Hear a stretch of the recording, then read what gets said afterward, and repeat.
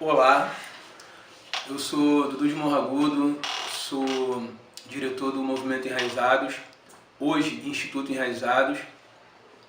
Tenho um escritório aqui em Nova Era, na sede do Cisane, e o Enraizados ele é uma rede que está no Brasil inteiro, em algumas partes do mundo, sendo que a gente não tem um espaço físico hoje, a gente está pleiteando isso com a prefeitura para continuar no centro de Morragudo. Então a gente ocupa alguns espaços públicos, né, como praças e alguns bares para fazer nossas atividades. Vou falar aqui do projeto Escola de Hip Hop Enraizados na Arte, que é como o nome já diz, né, uma escola de hip hop. A gente ensina jovens da comunidade os 4 elementos do hip hop, né, que é o rap, o DJ, o grafite e o break. O projeto foi para crianças e adolescentes de 9 anos de idade até 16 anos.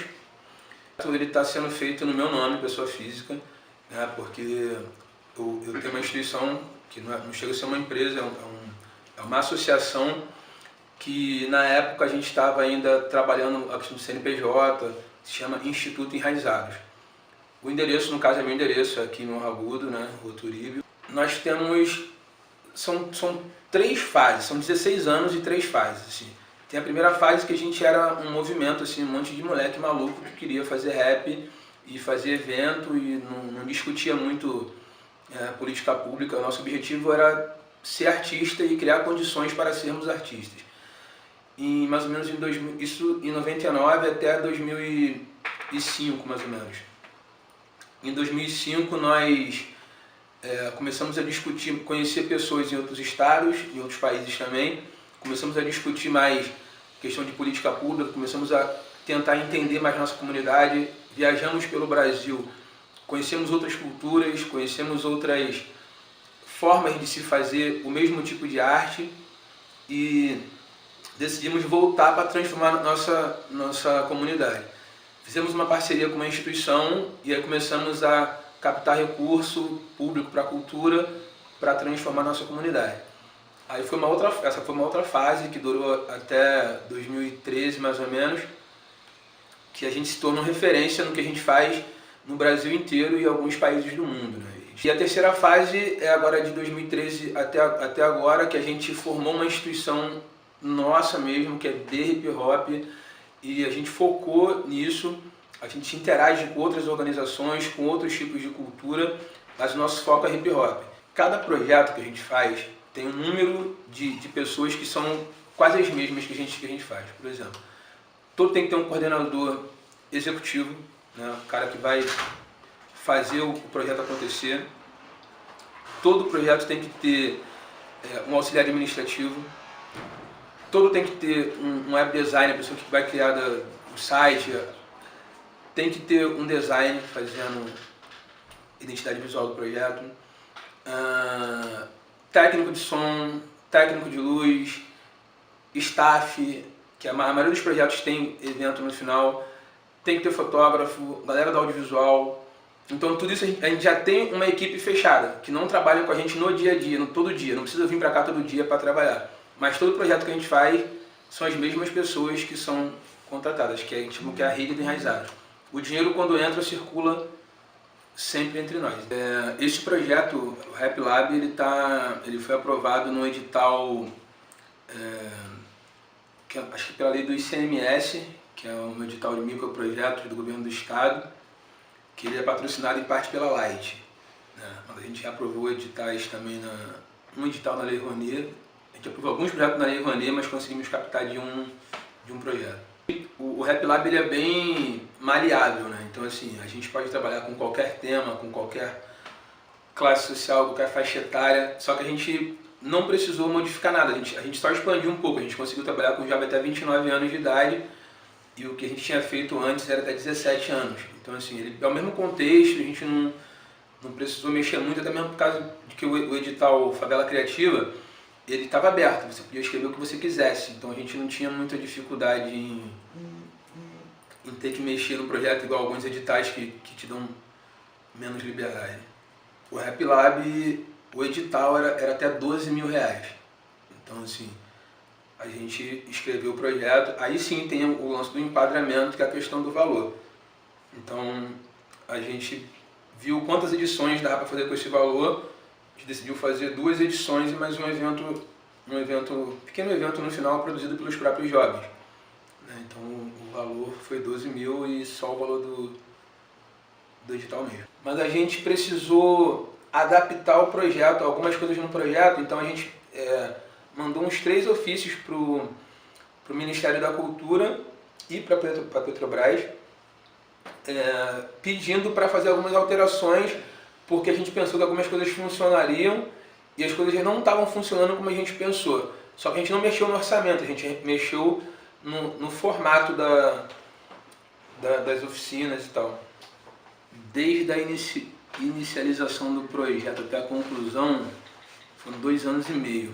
A gente soube que também foi um edital, né, cara? Assim, a Petrobras abre um edital, você escreve no edital, se você é aprovado, você depois tem que pegar esse projeto, aprovar ele na Rouanet, para depois voltar para a Petrobras aprovar e liberar o dinheiro, então tem todo um circuito. Quando abriu o projeto, a gente tinha uma equipe trabalhando na concepção do projeto.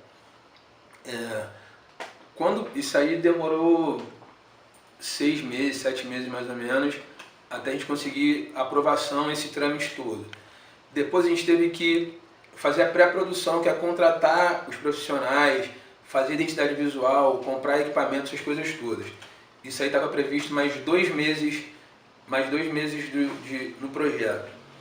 Depois nós tivemos 10 meses para fazer a escola funcionar mesmo. Então foram 3 períodos, 3 partes na verdade. A primeira parte era meio que aproximação, conhecimento, né, o básico para o jovem, para o adolescente, criança, conhecer o que é o hip hop, decidir qual elemento ela ficaria. Depois foi o intermediário, que ela conhecia a história, as técnicas e tal, tudo. E no final a parte mais avançada, que era treino. Então essa parte foram 10 meses. Depois foram mais 1 mês, 2 meses de prestação de contas, que vocês sabem que prestação de contas, né? Você manda, depois volta, depois você manda, depois volta. E depois de alguns anos eu ainda me mandaram ainda algumas exigências, que eu tinha que mandar foto de algumas coisas e tal. Então por isso que eu guardo o projeto para sempre, assim. Tudo da prestação de contas que a gente faz, a gente guarda para sempre. Só que foi um lance de 2 anos e meio para tudo terminar, e depois de 3 anos ainda continuaram exigindo algumas coisas ainda, e eu acho que agora finalizou. Isso, cada parte do projeto de produção teve sua peculiaridade, assim. Eu acho que para escrever o projeto foi bastante difícil, porque a equipe que estava pensando no projeto era muito grande, né? E eu costumo pensar tudo sozinho, assim. Então quando tem mais gente pensando comigo, eu quero convencer as pessoas que a minha ideia é melhor, e as pessoas querem me convencer que a delas é melhor que a minha. Então isso é cansativo, assim, porque eu insisto muito, quando eu acredito numa coisa, eu insisto muito naquilo até o fim. E isso me cansa mesmo, cansa de verdade. Só que é bom ter muita pessoa debatendo, porque mostra que as pessoas estão comprometidas, e no final realmente vence a melhor ideia, vence quem tem mais, quem consegue argumentar melhor e provar melhor que a sua ideia é melhor. Depois tem a parte da contratação da equipe, como você vai formar a sua equipe para executar o projeto. Eu faço uma coisa que eu não aconselho ninguém a fazer, que eu contrato meus amigos para trabalhar comigo. E quando você contrata um amigo, a probabilidade de você perder um amigo é muito grande. Então, depois que a gente fez esse projeto, a gente não tinha recurso para continuar com a escola como um todo, só que a gente continuou com a escola de rap só, porque a gente tinha o profissional para fazer, a gente tinha os equipamentos necessários e tinha demanda no bairro. Então a gente continuou fazendo com um profissional nosso, que é o Léo da 13, que já trabalhava no Enraizados na época, só que quem bancava o projeto era o Enraizados, não tinha nenhum patrocínio externo. E aos poucos esse projeto foi se transformando num Rap Lab, porque a gente foi adaptando de uma forma que virou esse laboratório de rap. Porque se você não faz seu trabalho direitinho, se você não consegue executar o projeto direito, sabe assim, com bastante fotografia, com seus profissionais dando relatórios de cada aula, a cada mês você criar um relatório mensal daquilo ali, no final você vai ter um trabalho absurdo. Então, assim, a gente conseguiu desempenhar bem também essa tarefa, só que qualquer pressão de contas é cansativa também. Tu pega a nota fiscal, tu descobre que o cara tem uma nota fiscal vencida, que o recibo tal não presta, e que aquilo tal, e aí você tem que ligar para o Ministério para pedir uma solução, o que você pode fazer para compensar aquilo. Isso também é cansativo. E se você é o produtor executivo do projeto, tu tem que participar de todas essas etapas para que todas elas funcionem, entendeu? Então, o projeto como um todo, para dar certo, ele é tudo cansativo. Para a empresa, é muito mais vantajoso patrocinar o Rock in Rio do que patrocinar o Caleidoscópio, que é, porra, 1/20 do valor, a gente faria uma puta edição aqui na cidade. É muito melhor patrocinar o Carnaval do que patrocinar um festival de qualquer coisa na Baixada Fluminense. É muito melhor patrocinar o Tomorrowland, esses eventos, esses festivais, do que patrocinar o festival Rock Paints que as meninas fazem aqui em Duque de Caxias, aqui na Baixada, entendeu? Então, pensando na empresa, a empresa pensa muito no marketing dela, cara, saca? Eu vou pegar o dinheiro público para fazer meu marketing. Então, acho que isso tem que ser transformado. Você quer ajudar realmente? Quer dar o dinheiro do imposto? Então, você dá lá que a gente vai escolher. A gente tem preparado aqui uma forma de esse dinheiro ajudar a cultura do Brasil inteiro circular. Não, os prós é os editais que a gente consegue aprovar antes de aprovar a Rouanet, entendeu? Aí você não cansa, porque você escreveu na Eletrobras, na Petrobras, na Light, onde for. Aprovou, aí você vai e escreve na Rouanet, porque vai aprovar com certeza.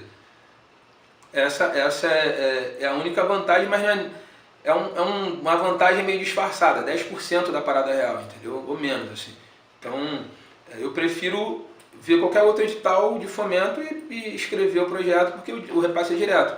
E é muito mais fácil da gente captar. Mas esses editais também é o seguinte, você tem que moldar o seu projeto todo para enquadrar naquele edital. Então, assim, por exemplo, a escola de hip hop, dificilmente eu conseguiria aprovar em um edital, porque é um projeto totalmente diferenciado, né? Já o Rap Lab não, o Rap Lab cabe em quase todos os editais, porque é um projeto que ele é meio mutante, assim. A linha do projeto é uma, mas ele pode atender a vários editais. Eu faria o projeto novamente, mesmo com toda a dificuldade que a gente teve, mas eu tentaria melhorar efetivamente o projeto como um todo. A Lei Rouanet, para mim, eu sou um cara que eu faço rap, eu não sou famoso, eu coordeno uma organização de hip hop em Morro Agudo. Então, para mim, a Lei Rouanet não serve de nada, sabe assim? Por uma sorte muito grande, eu vou conseguir captar o recurso. Se a Lei Rouanet acabar hoje, o Enraizados continua. Mas uma porrada de gente quebra. Luan Santana não vai gravar mais DVD, Ivete Sangalo não vai gravar, Maria Bethânia não vai gravar. E aí quebra, eles quebram, eu não, entendeu? Se começar a dividir isso, a regionalizar isso, dividir com o Brasil inteiro, aí sim, aí eu vou falar assim, não, se a Lei Rouanet acabar, me prejudica. Do mesmo modo que eu falo o seguinte, se o Favela Criativa, que é só R$12.000, se esse programa acaba, me prejudica. Prejudica a produção cultural na minha cidade, na minha região. Porque foi o único programa do governo do estado, por exemplo, que chegou na ponta, chegou na periferia. Assim como o governo federal fez os pontos de cultura, na época, quando acabou isso, prejudicou diretamente a gente. Os caras da Zona Sul, as grandes produtoras, cagaram que acabou isso. Por quê? Porque para eles isso não significa nada. Foi uma parada que impactou diretamente a cultura de base do país inteiro. Se reformar a lei de uma forma que divida o bolo para todo mundo, proporcionalmente, vai ser lindo. Aí eu aprovo, claro, porque eu tenho condição de disputar, entendeu? Aí o governo decidindo para onde vai o dinheiro, tô dentro, pô. Dudu de Morro Agudo, diretamente do Enraizados, para a galera da IFRJ, produção cultural na veia.